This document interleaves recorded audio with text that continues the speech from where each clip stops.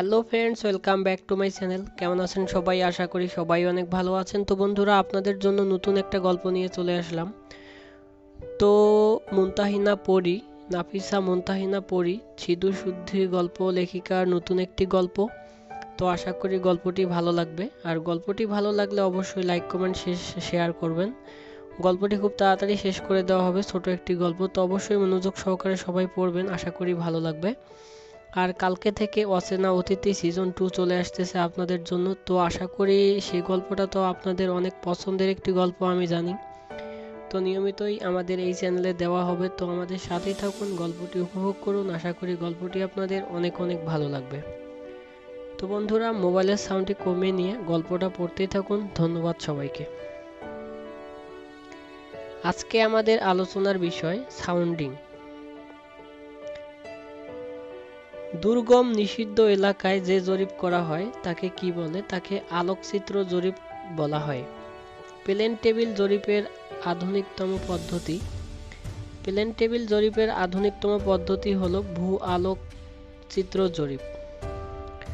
ভূমি ও মৃত্তিকার শ্রেণীবিন্যাস করা কোন জরিপের উদ্দেশ্য?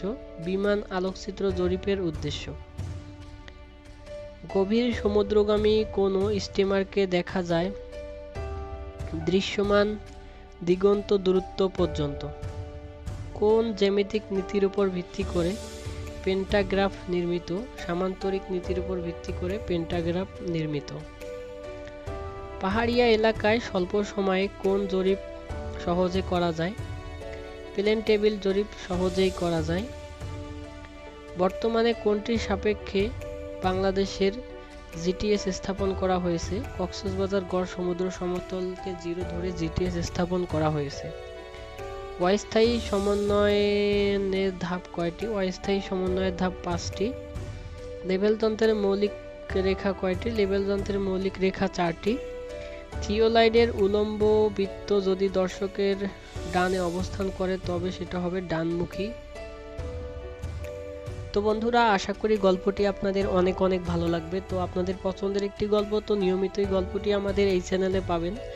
তো যারা এখন আমাদের চ্যানেলটি সাবস্ক্রাইব করেননি তারা চ্যানেলটি অবশ্যই সাবস্ক্রাইব করুন, আর যারা সাবস্ক্রাইব করেছেন তাদেরকে জানাই অসংখ্য ধন্যবাদ। তো বন্ধুরা, মোবাইলের সাউন্ডটি কমিয়ে নিয়ে গল্পটা শেষ পর্যন্ত পড়তেই থাকুন। ধন্যবাদ সবাইকে। আমেরিকান জরিপকর্তাদের মতে সমতলমিতি জরিপের সর্বোচ্চ পরিসর 260 কিলোমিটার/আওয়ার।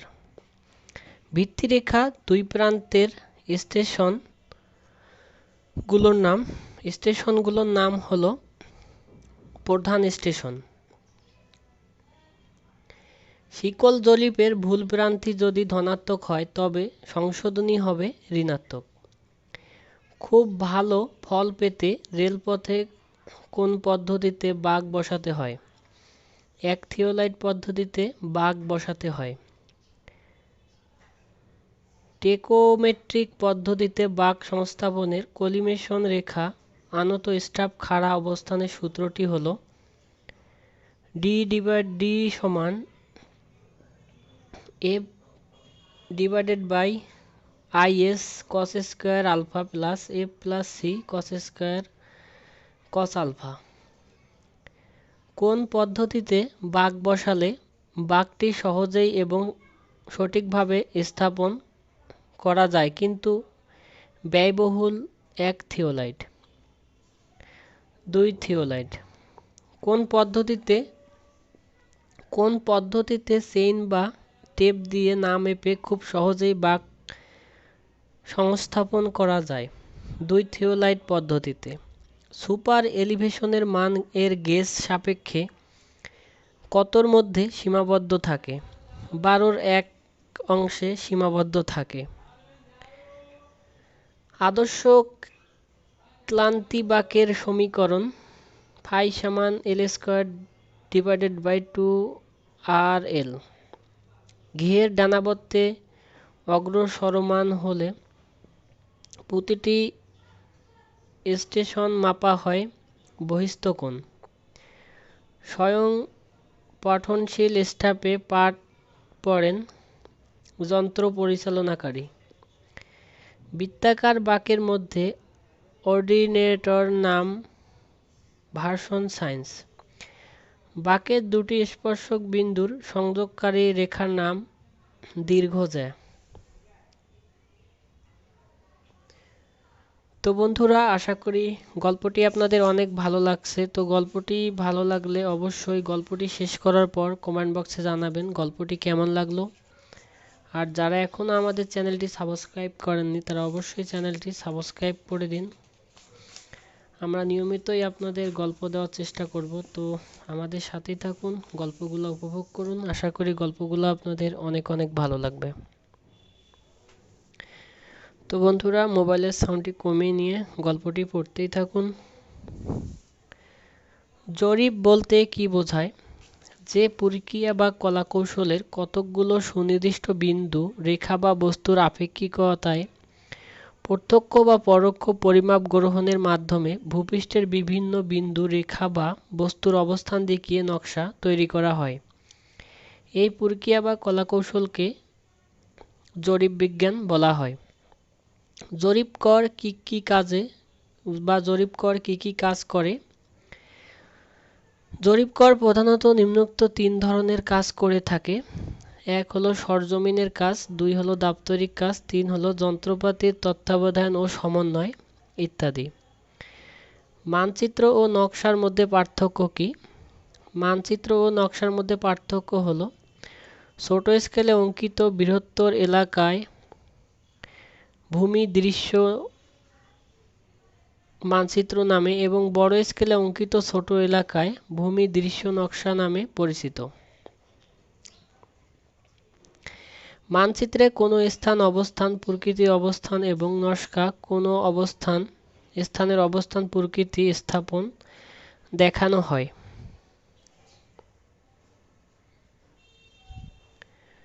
জরিপের উদ্দেশ্যের উপর ভিত্তি করে বিভিন্ন জরিপের নাম হলো প্রকৌশল জরিপ, সামরিক জরিপ, খনিজ জরিপ, ভূতাত্ত্বিক জরিপ ও প্রত্নতাত্ত্বিক জরিপ। জরিপ কাজে ব্যবহৃত যন্ত্রপাতির উপর ভিত্তি করে বিভিন্ন ধরনের জরিপের নাম নিম্নে দেয়া হলো: শিকল জরিপ, কম্পাস জরিপ, প্লেন টেবিল জরিপ, থিওলাইট জরিপ, টেকোমিটার জরিপ, বিমান আলোকচিত্র জরিপই প্রধান। ভূমি জরিপ কয় প্রকার ও কি কি? ভূমি জরিপ 4 প্রকার: ভূসংস্থানিক জরিপ, কিস্তিওয়ার জরিপ, নগর জরিপ, প্রকৌশল জরিপ ইত্যাদি। দ্বিমাত্রিক ও ত্রিমাত্রিক নকশা বা মানচিত্রের মধ্যে পার্থক্য কি? যে নকশা বা মানচিত্রে দুই মাত্রা যেমন দৈর্ঘ্য প্রস্থ প্রদর্শিত থাকে তাকে দ্বিমাত্রিক নকশা বলা হয়, যেমন শিকল জরিপ নকশা। পক্ষান্তরে যে নকশা বা মানচিত্রে 3 মাত্রা যেমন দৈর্ঘ্য প্রস্থ উচ্চতা বা গভীরতা প্রদর্শিত থাকে তাকে ত্রিমাত্রিক নকশা বা মানচিত্র বলা হয়, যেমন কন্ট্যুর নকশা।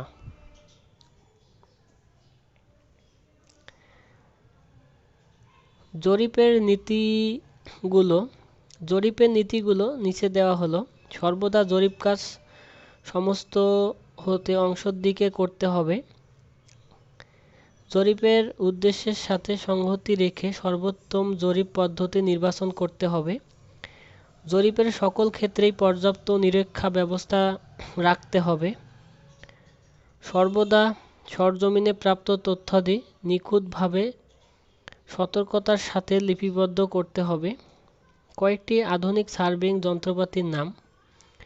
আধুনিক সার্ভেইং যন্ত্রপাতির নাম হলো total station, electronic distance measurement, theodolite, GPS, digital level ইত্যাদি।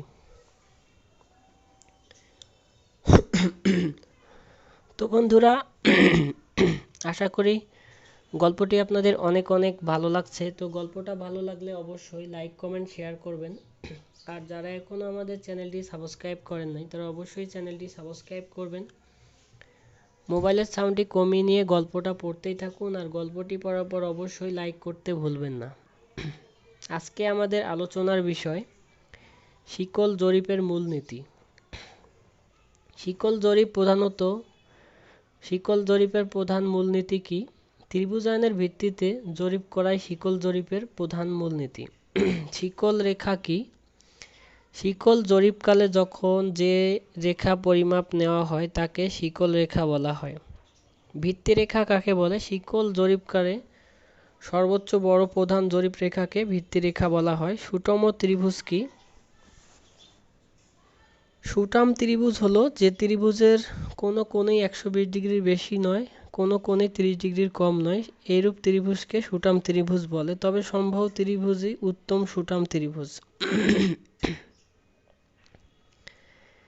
শিকল জরিপ বলতে কি বোঝায়? যে জরিপের শিকল বা টেপ দিয়ে শুধুমাত্র রৈখিক পরিমাপ নেওয়া হয় এবং এতে কোনো কৌণিক পরিমাপ নেওয়া হয় না তাকে শিকল জরিপ বলা হয়। শিকল জরিপের ভিত্তিরেখার প্রয়োজনীয়তা কি? শিকল জরিপের জরিপতব্য এলাকায় সারিবদ্ধ ত্রিভুজ কাঠামো গঠন, পরিমাপ দ্রুত ও বিশুদ্ধভাবে গ্রহণ, ভ্রান্তিমাত্রা হ্রাসকরণ, সর্বোপরি নকশা অঙ্কন সহজতরকরণের জন্য শিকল জরিপের ভিত্তিরেখা প্রয়োজন। শিকল জরিপের সুবিধা। নিচে শিকল জরিপের সুবিধা দেওয়া হলো। 1 নম্বরে সমতল ভূমি জরিপের এই জরিপ খুবই উপযোগী। এই জরিপের দৈর্ঘ্য মাপন, ক্ষেত্রফল নিরূপণ, ভূমি বণ্টন ও সীমানা নির্ধারণ খুবই সহজ। এই জরিপের সকল বাহুর মাপ সরাসরি গ্রহণ করা হয়। এই জরিপে জরিপলিপির পরিমাপের সাথে সাথে তৈরি হয় বিধায় শুদ্ধাশুদ্ধি যাচাইও সহজ। চুম্বকীয় আকর্ষণ ও অন্যান্য প্রাকৃতিক প্রভাবেই এই জরিপের প্রধান প্রভাব ফেলে না। এই জরিপলিপি হতে নকশা অঙ্কনের হিসাব নিকাশের জটিলতা নেই। এটি জরিপের একটি সহজ পদ্ধতি এবং ব্যয়ের পরিমাণও খুবই কম। মাঠে চেইন সার্ভের পরিচালনা ও মূলনীতি বর্ণনা করা হলো। শিকল জরিপ পরিচালনার মূলনীতি। শিকল জরিপ কাজ আস্ত হতে অংশের দিকে করতে হবে, কখনো অংশ হতে আস্তর দিকে করা উচিত নয়। ভুলের মাত্রা কমানোর জন্য এই নীতি অনুসরণ করা হয়। যদি বিরোধ ত্রিভুজ পরিমাপের ক্ষেত্রে সামান্য ভুল হয় তা ত্রিভুজে রূপান্তরের পর পরিমাপকালে ভুলের মাত্রা শূন্যতেই বা প্রায় শূন্যতেই পৌঁছায়। এই নিয়ম অনুসরণের ফলে বড় ভুলের মাত্রা কমে যায়, ছোট ভুলগুলো নিয়ন্ত্রণ ও আঞ্চলিকীকরণ করা যায়। তাই শিকল জরিপকালে কতিপয় নিয়ন্ত্রণ বিন্দু বা বাধ্যতামূলক বিন্দু স্থির করে নিতে হয়। কাজের পরিশুদ্ধতা যাচাইয়ের জন্য গ্রন্থি রেখা, যাচাই রেখা বা প্রমাণ রেখা অবশ্যই পরিমাপ করতে হয়। প্রধান রেখাগুলোর পরিমাপ ও বিশেষ গুরুত্বপূর্ণ বিন্দুগুলোর অবস্থান কমপক্ষে 2টি নিরপেক্ষ পরিমাপ পদ্ধতি জানতে হবে। এক্ষেত্রে নিরপেক্ষ পরিমাপ পদ্ধতির জন্য মিটার শিকল ও স্থাপতি শিকল ব্যবহার করা যেতে পারে। সরজমিনে প্রাপ্ত তথ্যাদি সতর্কতার সাথে নিখুঁতভাবে, স্পষ্ট ও যথাযথভাবে জরিপ লিপিতে রেকর্ড করতে হবে। শিকল জরিপের ভিত্তিরেখা নির্বাচনে বিবেচ্য বিষয়গুলো নিম্নে দেয়া হলো। 1 নম্বরে ভিত্তিরেখা জরিপতব্য এলাকায় মাঝ বরাবর নির্বাচন করতে হবে। ভিত্তিরেখা সমতল ভূমিতে হওয়া উত্তম। ভিত্তিরেখার সাথে সুষম ত্রিভুজের কাঠামোর গঠন উপযোগী অবস্থায় ভিত্তিরেখা নির্বাচন করতে হবে। বন্ধুরতা, প্রকৃতি প্রতিবন্ধকতা পরিহার অবস্থায় ভিত্তিরেখা নির্বাচন করতে হবে। ভিত্তিরেখা সরল ও পরিবেশদৃশ্যতা বজায় রেখে নির্বাচন করতে হবে। পরিবেশ অনুকূলে হলে ভিত্তিরেখা জরিপতব্য এলাকায় লম্বালম্বি ও আড়াআড়ি নির্বাচন করাই শ্রেয়। তো বন্ধুরা, আশা করি গল্পটি আপনাদের অনেক ভালো লাগবে। আপনাদের পছন্দের লেখিকার নতুন একটি গল্প। তো গল্পটি নিয়মিতই দেব, আর কালকে থেকে অচেনা অতিথি সিজন 2 এর প্রথম পর্ব চলে আসবে। তো আমরা নিয়মিতই গল্পটি আমাদের চ্যানেলে দেব, তো আমাদের সাথেই থাকুন, আমাদের গল্পগুলো উপভোগ করুন। আশা করি গল্পগুলো ভালো লাগবে। মোবাইলের সাউন্ডটি কমিয়ে নিন আর গল্প শেষ পর্যন্ত পড়তেই থাকুন। আর যারা এখনও আমাদের চ্যানেলটি সাবস্ক্রাইব করেননি তারা অবশ্যই চ্যানেলটি সাবস্ক্রাইব করুন। আর গল্পটি ভালো লাগলে লাইক কমেন্ট শেয়ার করতে ভুলবেন না। মোবাইলের সাউন্ডটি কমিয়ে নিয়ে গল্পটি পড়তেই থাকুন। ধন্যবাদ সবাইকে। শিকল জরিপের উদ্দেশ্যগুলো কি কি? শিকল জরিপের উদ্দেশ্য বা মূলনীতি নিম্নে দেয়া হলো।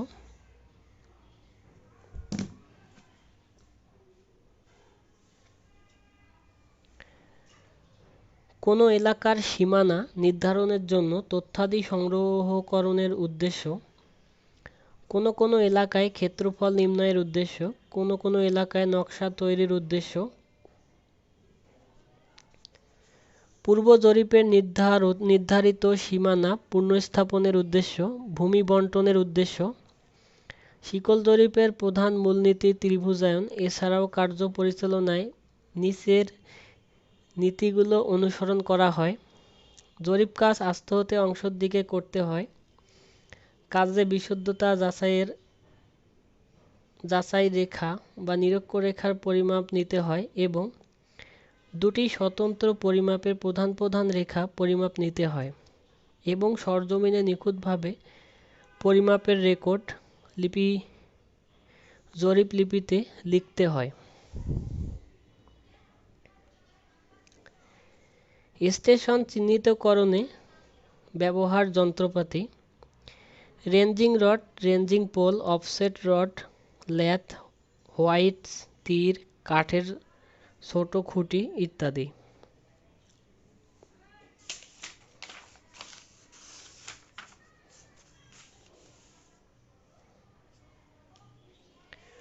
সমকোণ স্থাপনের যন্ত্রপাতি। ক্রস স্টাফ, ওপেন ফ্রান্স বা অ্যাসবেস্টসেবল cross staff, optical square, prismatic square ইত্যাদি। ঢালের কোণ পরিমাপে ব্যবহৃত যন্ত্রপাতি। কিলোমিটার, বক্স, সেক্সট্যান্ট ইত্যাদি। মাঠের তথ্যাদি লেখার জন্য সরঞ্জাম, জরিপলিপি, পেন্সিল ইত্যাদি।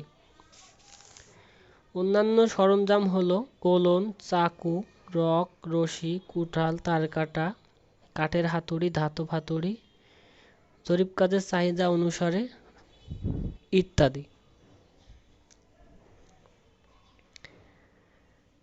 এক লিঙ্ক বা কড়ি বলতে কি বোঝো? শিকলে ধারাবাহিক দুটি কেন্দ্রীয় রিং এর কেন্দ্রীয় দূরত্ব সমান এক লিঙ্ক। ধারাবাহিক দুটি কেন্দ্রের রিং এর কেন্দ্রীয় দূরত্ব সমান এক লিঙ্ক। চেইন করা কি? নিয়মতান্ত্রিকভাবে শিকল ভাঁজ করা ও বাঁধার কাজকে চেইন করা বলা হয়। প্রিজম স্কয়ার কি বা কি কাজে ব্যবহার করা হয়? শিকল রেখার সাথে সমকোণে স্থাপনে প্রিজম স্কয়ার ব্যবহার করা হয়। বক্স সেক্সট্যান্স কি নামে কি কাজে ব্যবহার করা হয়? বক্স সেক্সট্যান্স কোণ মাপার ক্ষেত্রে ও প্রিজম স্কয়ারের বিকল্প হিসাবে ব্যবহার করা হয়। ভূমি পরিমাপের গার্টার শিকল ব্যবহার করা হয় কেন? এদেশে প্রচলিত ভূমির পরিমাপের একর শতাংশে। যেহেতু গার্টার শিকলের 1 একর এবং শতাংশের ক্ষেত্রফল নির্ণয় সহজ, অর্থাৎ 10 বর্গ গার্টার শিকলের 1 একর এবং 10,000 বর্গ লিঙ্কে 1 শতাংশ, তাই ভূমির পরিমাপে গার্টার শিকল ব্যবহার করা হয়। তাছাড়া প্রচলিত মাইল ফার্ল পরিমাপও পুরো শিকলে করা যায়, অর্থাৎ 10 গাঁটার শিকলে 1 ফাল্ক এবং 80 গাঁটার শিকলে 1 মাইল, তাই ভূমি পরিমাপ গাঁটার শিকল ব্যবহার করা হয়।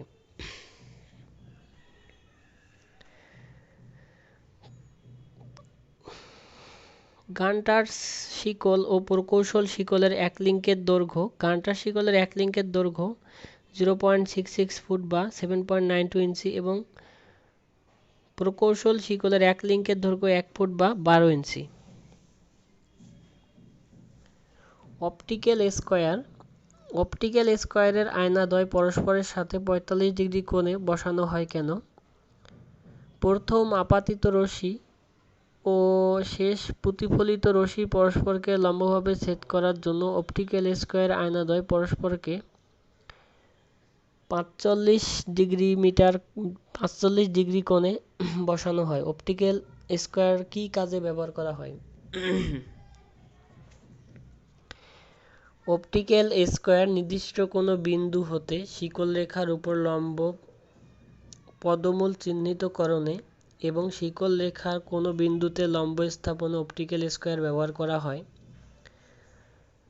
অপটিক্যাল স্কয়ার কি? অপটিক্যাল স্কয়ার একটি হাতে রেখা ব্যবহারযোগ্য যন্ত্র যার সাহায্যে শিকল রেখার কোনো বিন্দুতে লম্ব স্থাপন বা বাহিরের বিন্দু হতে শিকল রেখার উপর লম্ব পদমূল বিন্দু নির্ধারণ করা যায়। এটি সাধারণত শিকল জরিপের ব্যবহৃত হয়। এটি দেখতে অনেকটা বৃত্তাকার বক্সের মতো, যার ব্যাস ও উচ্চতা যথাক্রমে ৫ সেন্টিমিটার এবং ১.২৫ সেন্টিমিটার হয়ে থাকে। এতে দুটি আয়না ৪৫ ডিগ্রি কোণে উল্লম্বভাবে বসানো থাকে এবং এটিকে আনুভূমিক ধরে ব্যবহার করতে হয়। প্রাথমিক পর্যবেক্ষণ জরিপ কি? সুষ্ঠু, নিখুঁতভাবে ও সহজেই জরিপ কার্য সম্পাদনে নিম্নোক্তে জরিপকরকে জরিপতব্য এলাকা সম্পর্কে ভালোভাবে অবগত হওয়ার জন্য উক্ত এলাকায় পরিদর্শনই প্রাথমিক জরিপ। জরিপরেখা পণ্যক্তিকরণ বলতে কী বোঝায়? একই সরলরেখা পরিমাপ গ্রহণের জন্য প্রান্তীয় স্টেশনদ্বয়ের মধ্যবর্তী স্থানে বিভিন্ন বিন্দু নির্বাচন করতে নির্দিষ্ট বিন্দুগুলোকে প্রান্তীয় স্টেশনে সংযোগ ও সরলরেখায় আনয়ন করার প্রক্রিয়াকেই হল জরিপ পণ্যক্তিকরণ। শিকল জরিপের কয়টি লোক লাগে এবং কার কাজ কি? শিকল জরিপে ৫টি লোক লাগে। দুজনের জরিপ মাপনে, দুজন অফসেট নেওয়ার কাজে, একজন জরিপলিপি নিয়ন্ত্রণে। জরিপরেখা পণ্যক্তিকরণ কয়টি? জরিপরেখা পণ্যক্তিকরণ প্রত্যক্ষ জরিপ পদ্ধতি আর একটা হলো পরোক্ষ জরিপ পদ্ধতি। শিকল জরিপের ধারাবাহিক ধাপসমূহ কি কি? শিকল জরিপের ধারাবাহিক ধাপসমূহ হলো পর্যবেক্ষণ জরিপ, স্টেশন বিন্দু নির্বাচন, স্টেশন বিন্দু চিহ্নিতকরণ, ভিত্তিরেখা নির্বাচন, জরিপ রেখা মাপন, নকশা তৈরির জন্য বিস্তারিত তথ্য সংগ্রহ, জরিপলিপি লিখন, পূর্ণাঙ্গ নকশা তৈরিকরণ, নকশাতে কালি দেওয়া ইত্যাদি।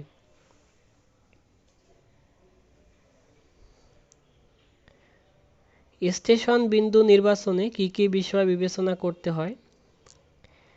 স্টেশন বিন্দু নির্বাচনে যে বিষয়গুলো বিবেচনা করতে হয় তার মধ্যে ১ নম্বরে হলো স্টেশনের সংখ্যা নির্ধারণ, গণ অসন্তোষ সম্ভাবনা, সুঠাম ত্রিভুজ কাঠামোর গঠন, স্টেশনগুলোর পারস্পরিক পরিদর্শিতা বিঘ্নতা, স্টেশনের দায়িত্ব, স্টেশন বিন্দুর ভূমির অবস্থা, জরিপতব্য এলাকায় প্রতিবন্ধকতা অবস্থান, ভিত্তিরেখা নির্বাচন, গ্রন্থিরেখা নির্বাচন, জরিপতব্য এলাকায় সীমানা ও চৌহাদি যাচাই, রেখা নির্ধারণ সুযোগ ইত্যাদি।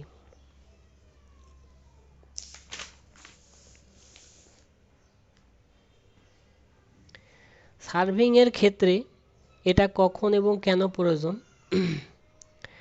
জরিপের উদ্দেশ্য পরিদর্শন জরিপের সুপারিশকৃত বিভিন্ন পদের মধ্যে হতে সর্বাধিক উপযোগী ও সাশ্রয়ী পথ নির্বাচন করা, সম্ভাব্য সমূহের মধ্যে হতে রেলপথের জন্য একটি পথ নির্ণয়ের জন্য এগুলো বিদর সূক্ষ্ম পরিমাপ, তথ্য পর্যালোচনা, পরীক্ষা নিরীক্ষা ও বিশ্লেষণ করা।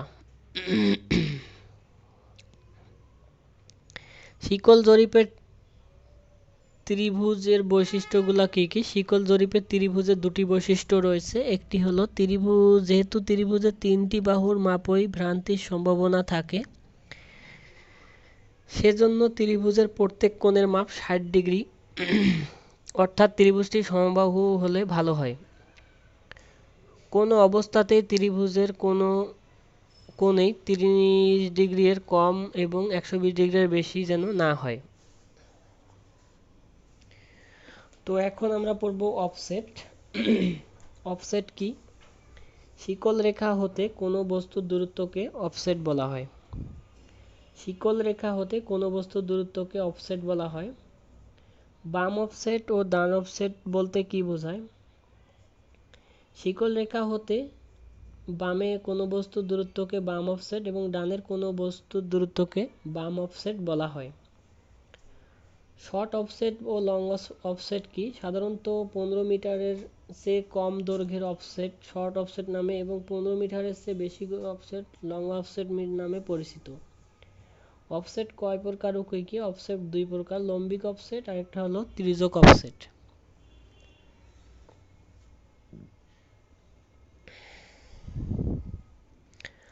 তো বন্ধুরা, আশা করি গল্পটি আপনাদের অনেক ভালো লাগছে। তো নাফিসা মুনতাহিনা পরী তো অনেক সুন্দর একটি লেখিকা। এনার প্রতিটা গল্প আসলে আমাকেও অনেক ভালো লাগে, তো যার কারণে আসলে আমিও আপনাদের গল্পগুলো আপনাদের সাথে শেয়ার করি।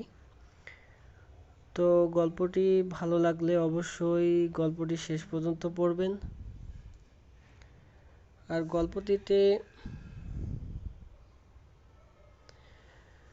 গল্পটি পড়ার পর কেউ লাইক দিতে ভুলবেন না। মোবাইলের সাউন্ডটি কমিয়ে নিয়ে গল্পটি শেষ পর্যন্ত পড়তেই থাকুন। আশা করি গল্পটি আপনাদের অনেক অনেক ভালো লাগবে।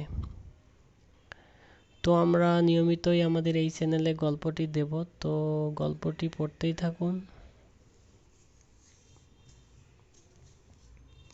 আর যারা এখনও আমাদের চ্যানেলটি সাবস্ক্রাইব করেননি তারা অবশ্যই চ্যানেলটি সাবস্ক্রাইব করুন। মোবাইলের সাউন্ডটি কমিয়ে নিয়ে গল্পটি শেষ পর্যন্ত পড়তেই থাকুন। আর যারা গল্পটি পড়তেছেন তাদেরকে অসংখ্য ধন্যবাদ। মোবাইলের সাউন্ডটি কমিয়ে নিন আর গল্পটা শেষ পর্যন্ত পড়তেই থাকুন। তো বন্ধুরা, এখন আমরা পড়ব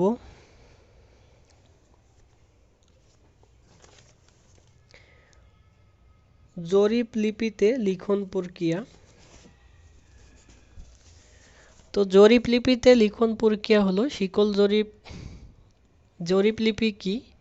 শিকল জরিপকালে সরজমিনে প্রাপ্ত মাপজোক যে বইতে নিয়মতান্ত্রিকভাবে লিপিবদ্ধ করা হয় সেই বইকে শিকল জরিপ বলা হয়।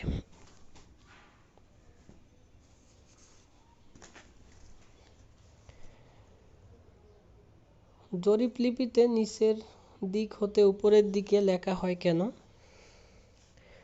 জরিপ লিপিতে নিচের দিক হতে উপরের দিকে লেখা হয় যে কারণে জরিপ লিপিতে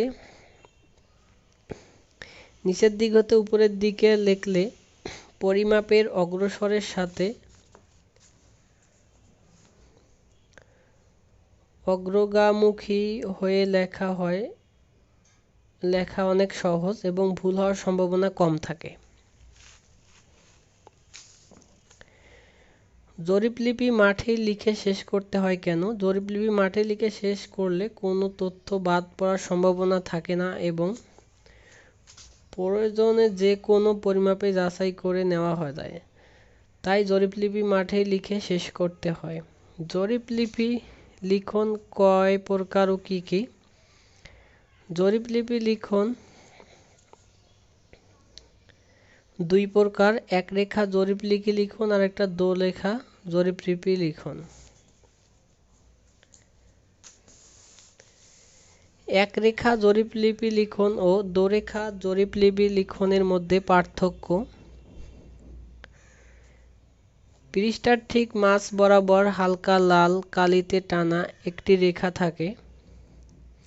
আর দোরেখা জরিপলিপিতে পৃষ্ঠার মাঝখানে 1/5 সেন্টিমিটার হতে 2 সেন্টিমিটার দূরত্বে দুটি হালকা নীল কালিতে টানা থাকে। একটা হলো লাল কালিতে থাকে আর একটা হলো নীল কালিতে থাকে। রেখার সাথে লাগিয়ে চেইনেস লেখা হয়। সামঞ্জস্য বজায় রেখে চেইনের বরাবর ডান দিকে অফসেট ডানে এবং বাম দিকের অফসেট বামে লেখা হয়। দুরেখায় মাঝের কলামে চেইনেস লেখা হয় এবং রেখাদ্বয়ের বাহিরের চেনিস বরাবর ডানের অফসেট এবং অফসেট ডানে এবং বামের অফসেট বামেই লেখা হয়।